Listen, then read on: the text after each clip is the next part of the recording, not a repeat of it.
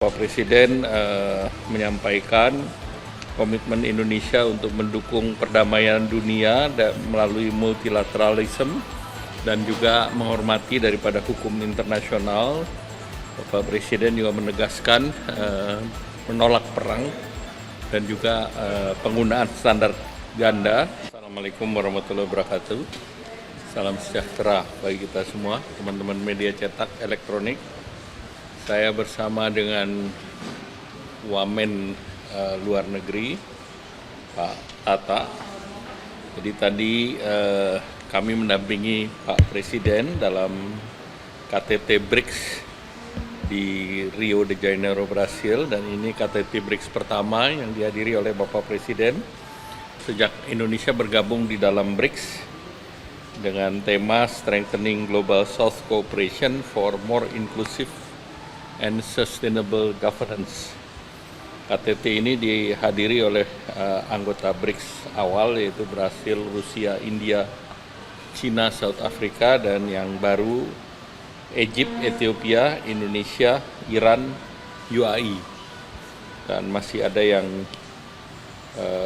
mendaftar tapi belum confirm, Saudi. Nah, bagi Indonesia ini penting karena dari keseluruhan GDP sebesar sebelum Indonesia masuk 28 triliun, itu 34% dari global GDP. Dengan masuknya Indonesia dan beberapa negara lain, ini sudah merepresentasi 40% GDP dan merepresent dari 56% penduduk dunia. Jadi ini ekonominya terus bertambah, dan kalau kita lihat berdasarkan purchasing power parity, ini juga BRICS itu sudah lebih tinggi daripada G7. Jadi ini yang mendorong bahwa BRICS ini menjadi bagian daripada Global South dan diharapkan bisa menyuarakan Global South di fora internasional. Tadi Bapak Presiden menyampaikan komitmen Indonesia untuk mendukung perdamaian dunia melalui multilateralisme dan juga menghormati daripada hukum internasional.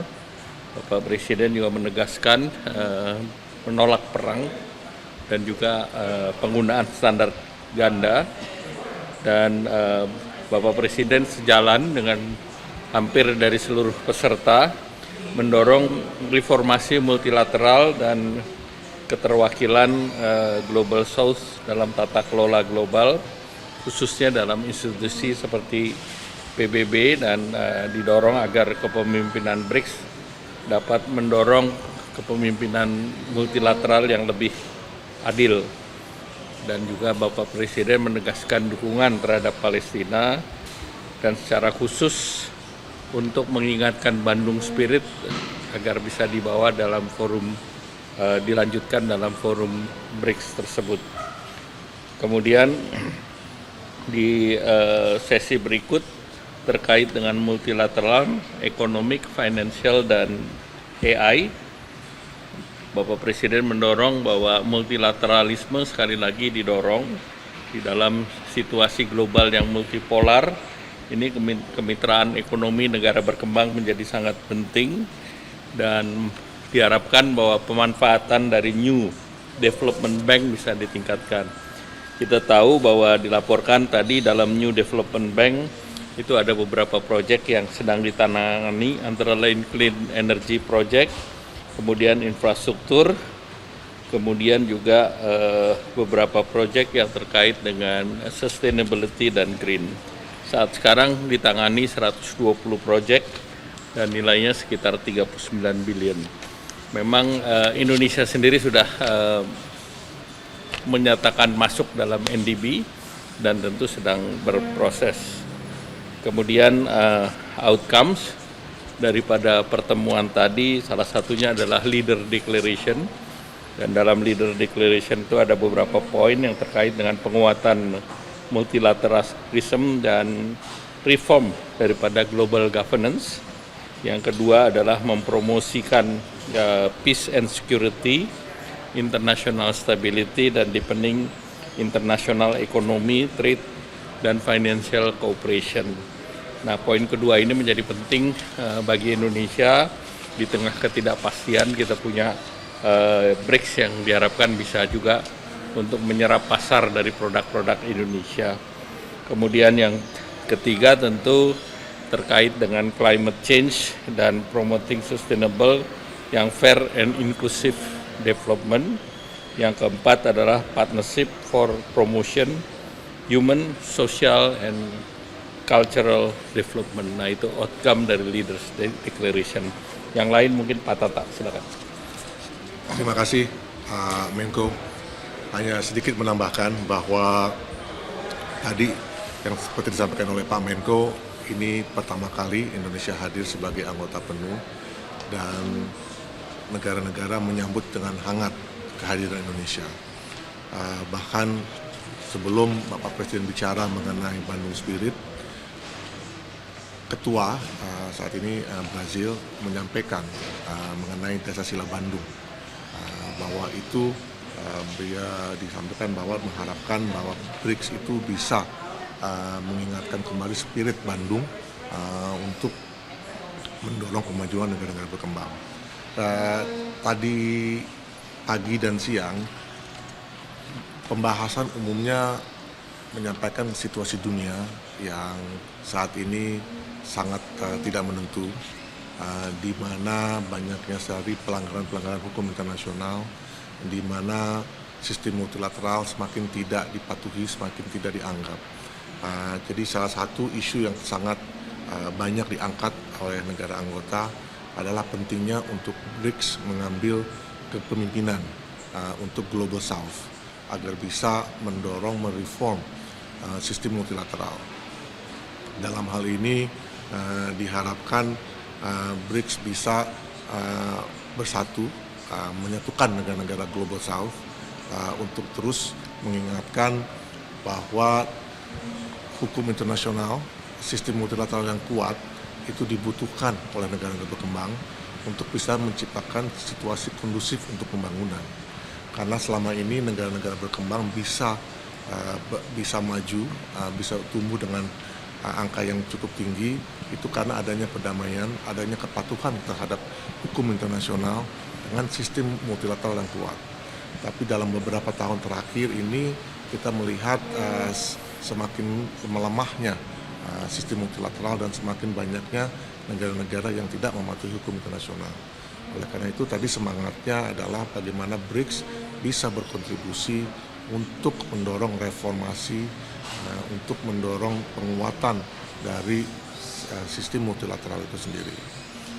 Tadi disampaikan juga sama Pak Menko bahwa di dalam sesi kedua yang terkait dengan multilateralisme, terkait dengan finance dan AI, Bapak Presiden sempat mengusulkan adalah South-South Economic Compact.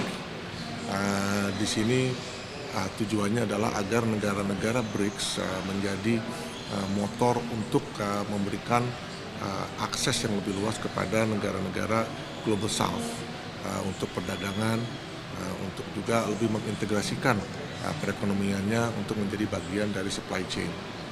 Itu salah satu ide yang disampaikan oleh Bapak Presiden dalam pernyataan beliau. Mungkin itu yang saya bisa tambahkan. Baik, ada pertanyaan?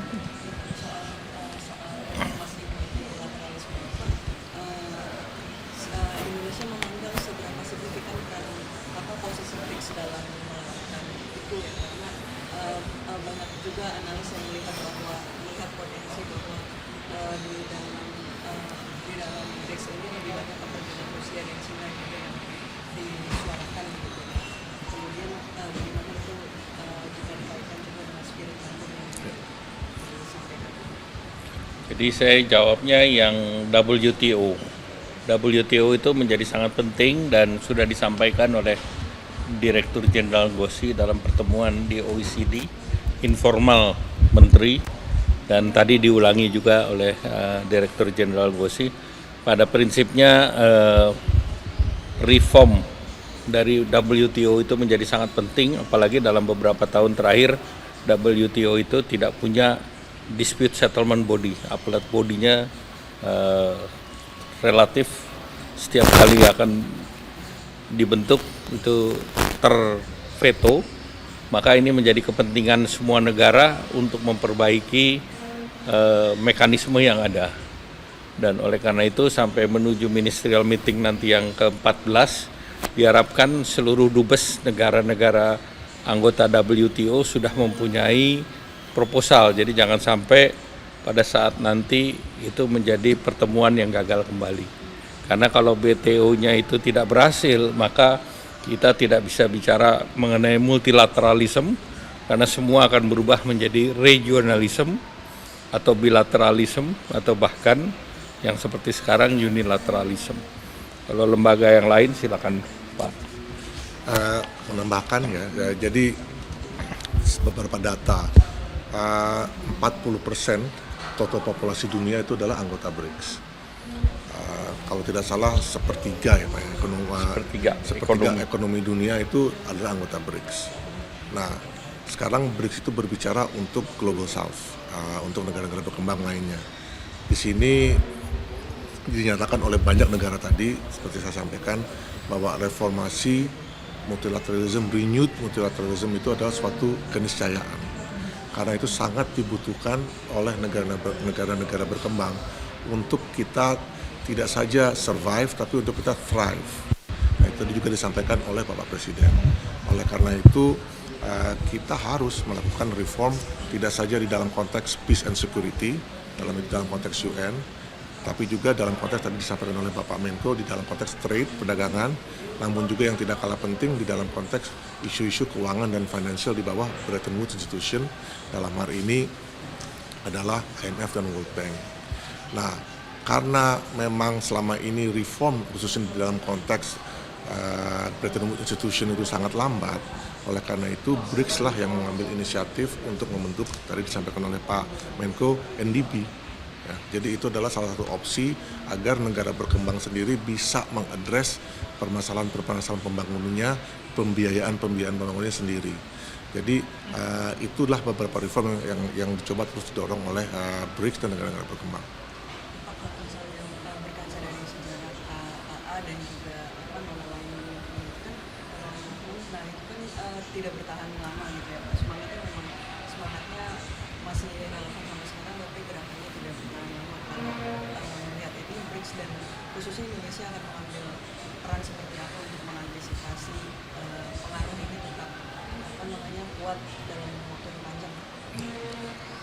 Salah satu proses reform yang dilaksanakan adalah di UN. Tahun kemarin Indonesia sangat aktif dalam pembahasan reform di UN. Kita menjadi salah satu pemain yang bisa menghasilkan yang namanya Pact of the Future di UN. Nah, sekarang kita masuk di BRICS.